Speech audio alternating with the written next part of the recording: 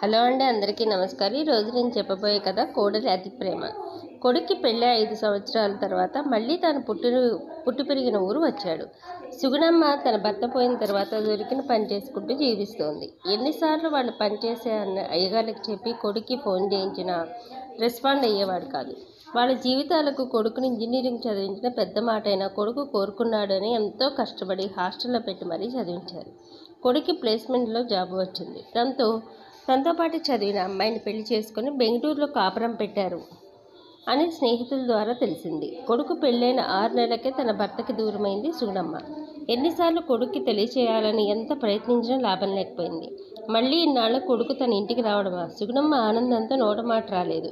కొడుకు అమ్మతో బయలుదేరమ్మా, ఇన్ని రోజులు ఇక్కడ ఒక్కదాన్ని ఉంటున్నావు, నాతో బయలుదేరరా, ఇకపైన అందరం కలిసే ఉంటాం సంతోషంగా అని లేనిపోని ప్రేమ నటించి వెంటనే సుగుణమ్మ అంగీకరించి తన సామానంతా సర్దుకోసాగింది.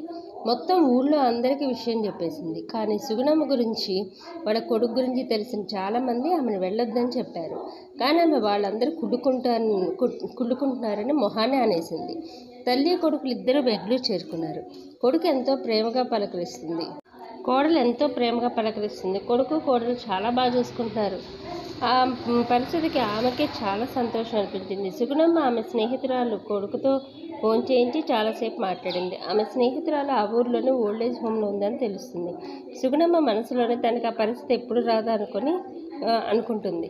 అయితే ఆమె అబ్జర్వ్ చేసింది ఒకటే, సుగుణ తల్లి హార్ట్ ఆపరేషన్ అయింది. ఆమె ప్రతి పని కోడలు జాగ్రత్తగా చేయసాగింది. కోడలు ఒక్కతే పని చేయడం చూడలేని సుగుణమ్మ ఎంత వద్దనా నెమ్మదిగా వంట చేయడం మొదలుపెట్టింది. అలా నెమ్మదిగా ఇంట్లో ఒక్కొక్క పని ఆమెకి చెప్పేస్తుంది సుగుణ కోడలు. అందరికీ అన్నీ సమకూర్చడం. కోడలు వాళ్ళ అమ్మ మంచం మీద ఉంటే అన్ని సేవలు చేయించుకుంటుంది. డాక్టర్ వాకింగ్ చేయమని ఎన్నిసార్లు చెప్పినా ఆమె మాత్రం మంచం మీద దిగను. ఒకరోజు సుగుణకి బాగా జ్వరం రావడంతో టాబ్లెట్స్ కని కొడుకు గదికి వెళ్తుంది. మా అమ్మని బాగానే బొట్లో వేసుకొని బాగానే పని చేయించుకుంటున్నావు అన్నాడు కొడుకు కోడలతో. దాంతో కోడలు పక్కన అవుతుంది. అంటే ఈ ఇంటికి తీసుకొచ్చింది పని మనిషి కానీ వాళ్ళ మాటల ద్వారా అర్థమైంది. ఎంతమంది మనుషులను పెట్టుకున్నా సొంత అంటూ చేసేవాళ్ళు ఎవరున్నారండి అంటోంది కోడలు. ముఖ్యంగా వాళ్ళ అమ్మ చూసుకోవడానికి తనకి ఇక్కడికి పిలిచిందని తెలుస్తుంది సుగుణమ్మకి. మర్నాడే ఆమె ఒక ఉత్తరం రాసి పెట్టి తన స్నేహితురాలు నుండి ఆశ్రమానికి బయలుదేరి వెళ్ళిపోతుంది. మీకు మా కథలు నచ్చితే లైక్ చేయండి, షేర్ చేయండి, సబ్స్క్రైబ్ చేసుకొని నాకు సపోర్ట్ చేయండి.